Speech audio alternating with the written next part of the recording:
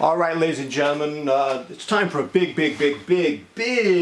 presentation.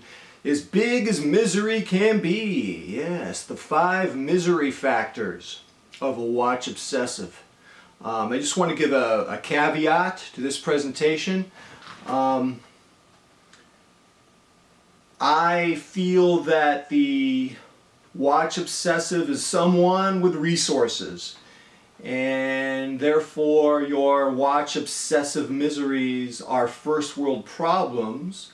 And I would like to conclude that there's no way I want your sympathy, I want your pity. All I want is some understanding about the psychology of the watch obsessive. I'm not here to fish for pity.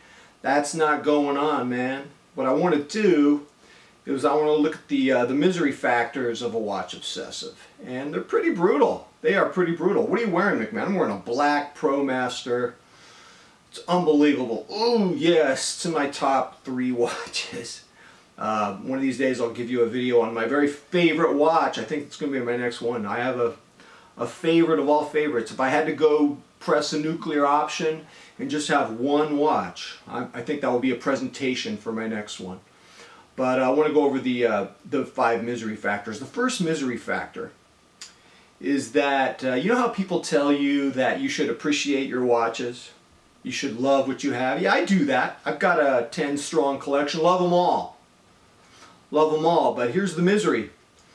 My love for my 10 strong collection does not cure me of desiring other watches. Actually, I have a weakness for watches that cost between $800 and $1,000. I don't know why. It's my weakness. It's my addiction weakness. It's my watch soft spot. I wish I could buy a $5,000 Grand Seiko diver and end the madness. I wish I could, but I don't know what it is about me. I got a thing. I mean, this watch is in the $800 to $1,000 range. My favorite watch in my collection's in that range. There's something, I don't know what it is, man. It's a problem. I actually like 5. Did you know there's 2 variations of this watch that I don't have? You know, this big pilot watch. One has leather, and it kind of it has like a dark blue dial. I want it. It reminds me of the watch Robin Williams wore during his comedy, even though his was a real expensive IWC big pilot, 46 millimeter. I think those are 10K. And then I want to rebuy my stainless steel version of this one. And so that's 3. I want the deep blue Sumo with sapphire, the SBD C099. I want the SBD C061 that I bought from Bruce Williams a couple years ago. I miss it a lot. And yeah, there's a couple other watches. What else do you want, McMahon? Oh, what's on your wish list, McMahon? Oh, this wish list is disgusting. Oh, I want a black dial Transocean. I want a black dial Transocean. And the thing is, you know, I shouldn't desire these because I love what I have. I love wearing this. Why in the heck would you want those other watches? Well, this brings us to misery factor number 2. There is a disconnect between the watches that I accumulate in my collection and my ability, my opportunity, my time to wear and enjoy those watches. As a result, a lot of watches that I love, they become museum queens, museum box queens in my collection, and that really torments me, man. Again, I'm not fishing for pity, and I know a lot of you guys have this issue as well, and there just seems to be no cure for it. Here's the other thing about desiring watches. The more you desire watches, the bigger your collection gets. The bigger your collection gets, the more miserable you become. Why is that? Well, because, and this is for most of us, there are exceptions to this rule. Most of us, we can't process having a lot of watches. Most of us have a fantasy of having 3 watches. You know, if I had 3 or 4 watches, I'm sure I'd be happier. If I just gave away 6 of my watches or sold them for dirt cheap on eBay, probably be happier. But you know, we like being miserable, I suspect. But I think I think this is the big problem here, is that the bigger the collection, you know what I think about when I think of having a big collection, not being able to process it, I think of these cartoons I watched when I was a kid. And a cartoon character would get punched or he'd hit a wall and these stars would start spinning around his head.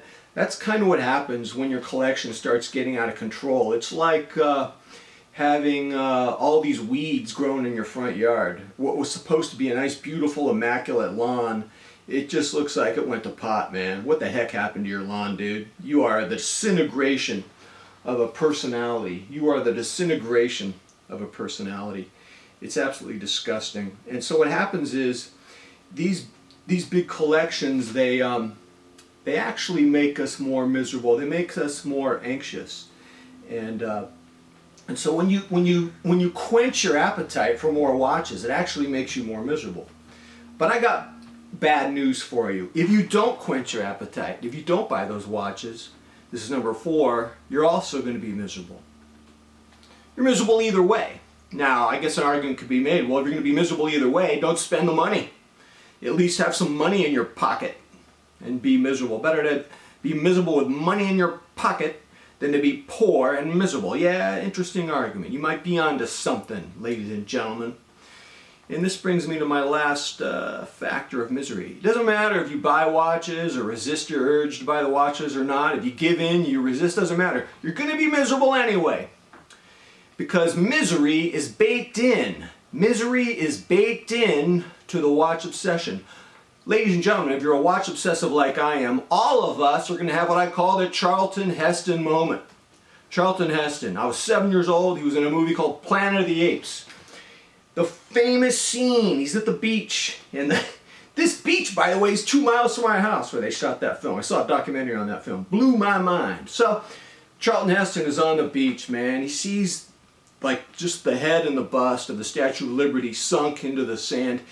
He falls to his knees and he shakes his fist and he says, "Damn you! Damn you!" And you know, that's us. That's us, man.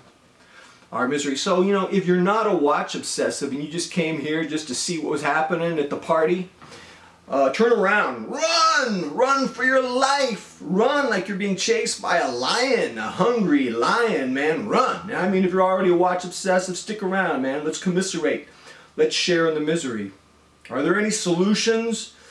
I don't know if there are any solutions. I'll tell you one thing, though. Last night I was reading The Tales of Despero by Kate DiCamillo to my twin daughters.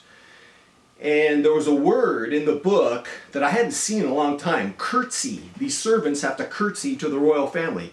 My daughters were asking me what curtsy is, and I was trying to do it. And I fell. I don't know how to do a curtsy. We were laughing. And you know what I was thinking? I told my girl, you girls are amazing, man. I mean, my family makes me happier than watches. I'm going to tell you that right now. All the time and energy I put into watches, what are they giving to me? Not a lot, man. I mean, the best thing I think I've gotten from watches, I've built friendships. I've gotten to know people. A lot of good people in the watch community. I actually like the people I've met in the watch community more than the watches themselves. Watches are tricky. Watches are deceptive little stinkers, man. You know, I think people are more important than watches. That's one thing for sure. My family has definitely given me a lot more joy than watches. Now, it's fantastic that I'm acknowledging this, but is it a solution to the madness, the misery? I don't know, man. But I just thought I'd throw that out there. All right, ladies and gentlemen, tell me what you think. And until next time, I'm out.